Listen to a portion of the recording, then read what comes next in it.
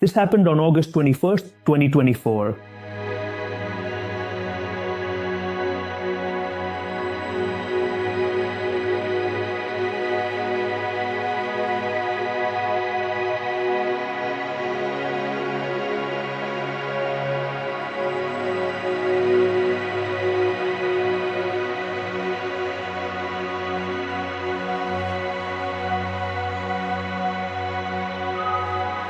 On January 4th, we have a new opportunity to witness it, and it won't happen again until 2031.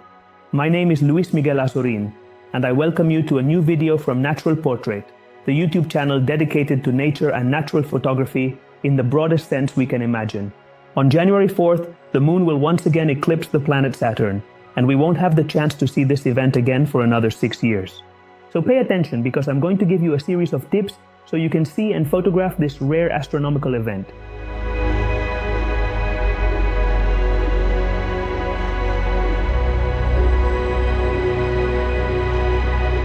Before we start, I want to remind you that if you're passionate about astronomy and want to learn how to capture images like these on your own, at the Natural Portrait Academy, you'll find courses on deep sky astrophotography, planetary astrophotography, and astrophotography processing from beginner to advanced levels.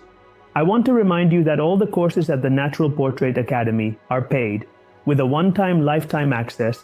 They receive periodic updates and include a channel via email with me to answer your questions. Plus, you can buy them for yourself or gift them to anyone you want, making it the perfect complement to achieve the best results in this astronomical event. What will happen on January 4th is what we call an occultation. An occultation occurs when one celestial object is temporarily hidden by another from our perspective. In this case, the moon will come between us and the planet Saturn, blocking our view, basically like a solar eclipse, although in this case, we'll need a telescope to fully enjoy its spectacularity. How will the occultation occur? On January 4, 2025, the crescent moon, illuminated at 24.7%, will pass in front of Saturn in the constellation Aquarius. Like any other eclipse, occultations have a visibility range. In this case, the occultation range will pass through various regions of Europe, Africa, Western Russia, and Eastern Greenland. As for the timing of the occultation and the emergence from the other limb of the moon, it will depend on your exact location. How can you calculate it and even simulate exactly how the occultation will look from your own location? Well, the best thing is to use the free planetarium software Stellarium. At my specific location, in Elda, Alicante province, the occultation will occur shortly after 6:15 p.m. On the shadowed side of the moon, the immersion will occur around 7:20 on the illuminated part of the southern moon, so I suggest you run the simulation for your own location. What happens if you're not in this occultation range?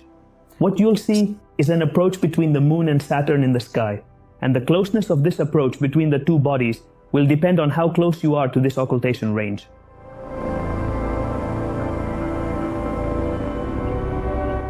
Some recommendations for observing this event. Location. Look for a spot with as clear a horizon as possible towards the southwest. If you can also get away from light pollution, that's even better. If you're going to observe it with the naked eye, the occultation can be seen without instruments, but the details will be quite limited. A pair of 10 by 50 binoculars will enhance the visibility of Saturn and the moon. Even better if you can use a 15 by 70 or a 20 by 80, but without a doubt the telescope is the ideal instrument. With any telescope, you will be able to clearly see Saturn and its rings and the craters on the moon, which will give you a spectacular image. A large telescope, like a 200 or 250 mm Newtonian, or a catadioptric of 150 mm or more, will allow you to witness one of the most incredible sights we can see in amateur astronomy. Do you want to photograph it? I'm also going to give you some tips for that if you're going to do it with your camera. First, a tripod. Keep in mind the following. A DSLR camera with an APS-C sensor is ideal, as it offers a greater effective focal length. Even better if you can use a camera with a micro four thirds format. As for the lenses, I would say the minimum focal length is around 200 mm, but if you can afford to use a 400 or 600 mm, that's even better. And as for the tripod, it is essential to keep your camera stable during captures. If you also have a tracker, set it up, as it will make it much easier to follow this event as it moves across the sky. And regarding your camera settings, adjust the ISO sensitivity between ISO 100 and ISO 400 to minimize noise and ensure a good dynamic range. Minimum aperture of f for a good balance between sharpness and brightness.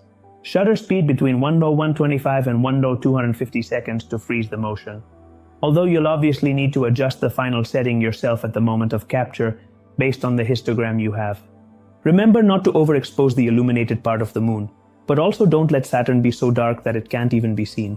If you're going to photograph it with a telescope, a planetary camera, it's definitely the option that will allow you to capture the closest and most striking images.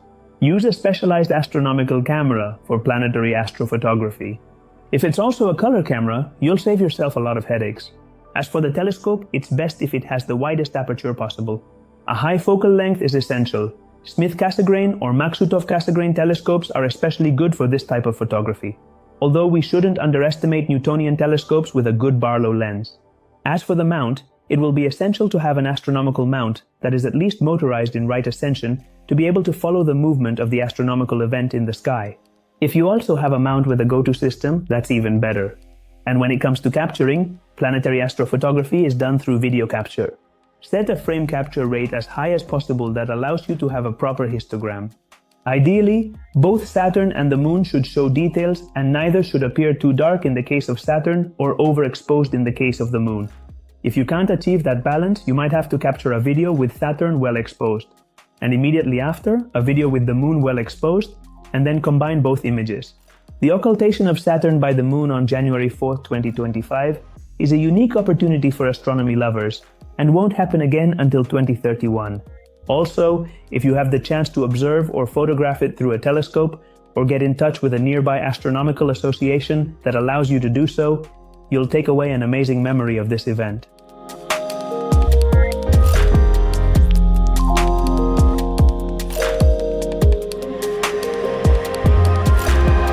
Don't forget to subscribe and turn on notifications for more astronomical content.